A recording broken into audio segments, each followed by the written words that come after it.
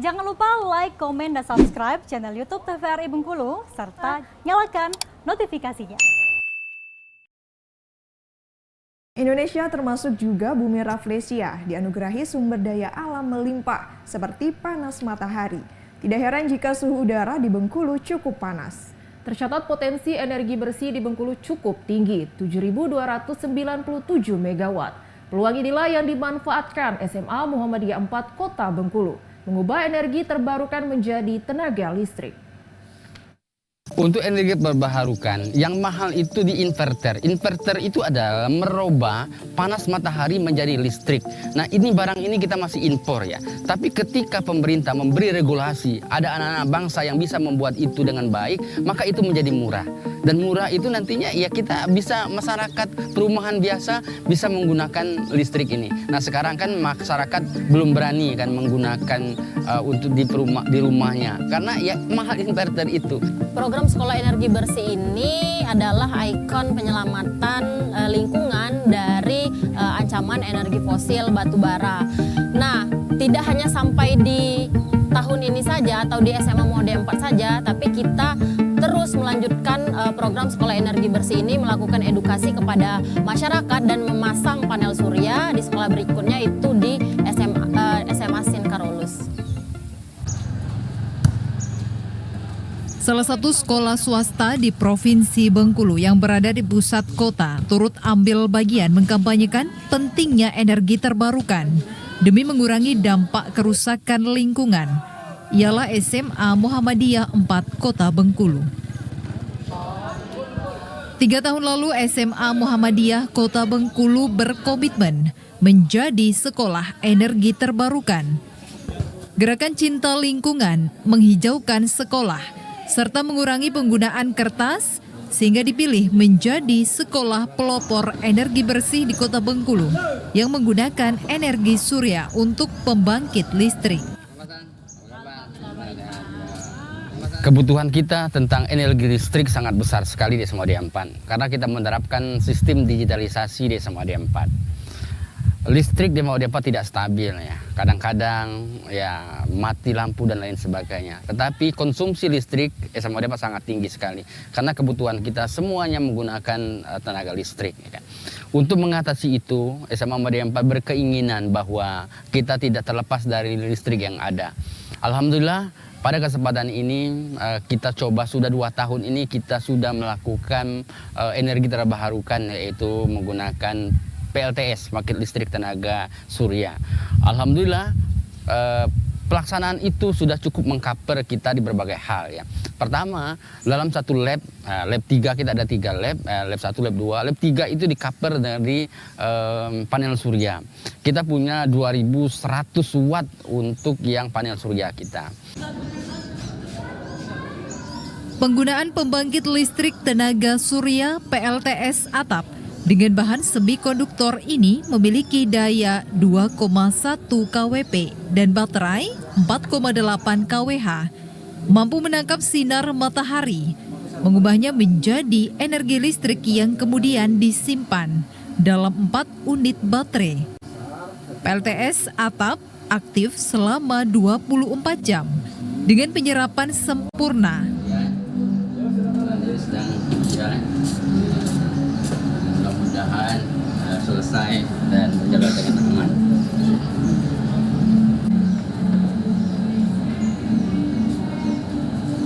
Dalam ruangan ini semuanya tercover.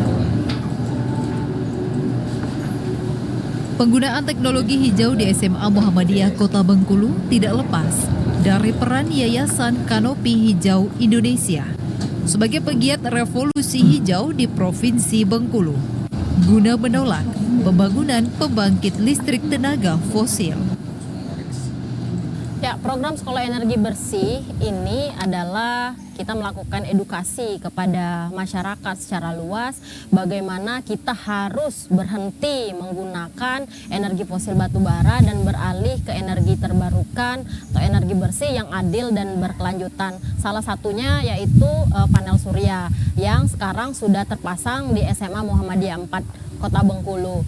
Nah, proses kita sampai ke pemasangan panel surya ini itu tuh mulai dari penyadartahuan ke publik gitu kan. Kita menghampiri orang-orang yang di tempat-tempat keramaian. Biasanya kita melakukan itu di SMA di pantai, kemudian di pasar, di kafe-kafe gitu kan. Dan mereka sadar, mereka melakukan dukungan untuk sekolah energi bersih ini dengan berdonasi. Nah, donasi itu kita belikan ke panel surya yang sudah dinikmati oleh SMA Muhammadiyah 4. Ya, panel surya yang sudah terpasang di SMA Muhammadiyah 4 ini itu berkapasitas 2,1 kWp. Jadi ada 2100 watt yang sudah bisa mengcover ruang laboratorium, kemudian CCTV, fingerprint, dan lampu-lampu.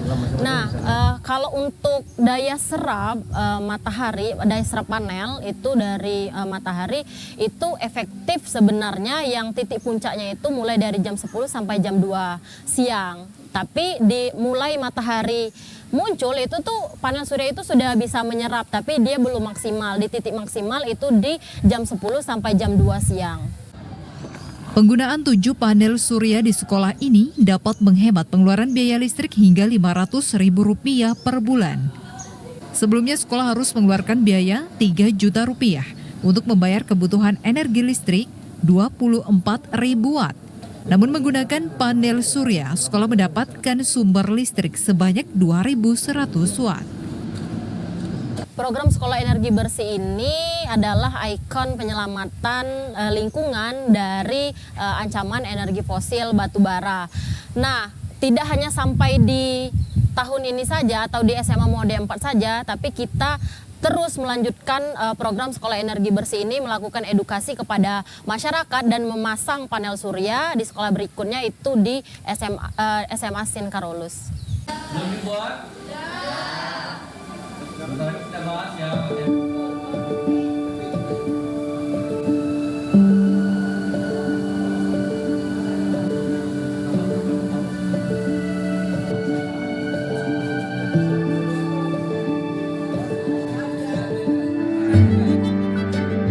Kedepan harapan kami, pemerintah bisa menurunkan regulasinya sehingga pemanfaatan, penggunaan, pengadaan panel surya itu murah.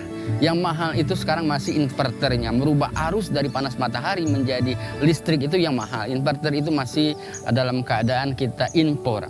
Kalau itu bisa diadakan di Indonesia, itu luar biasa, murah sekali ya kegunaannya dan lain sebagainya. Sehingga kita bisa memanfaatkan dengan baik.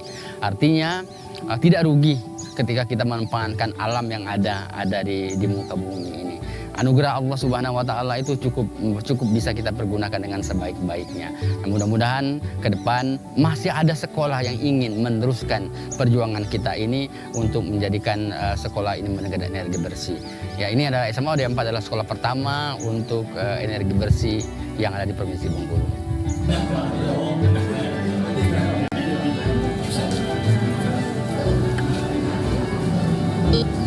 Terima kasih.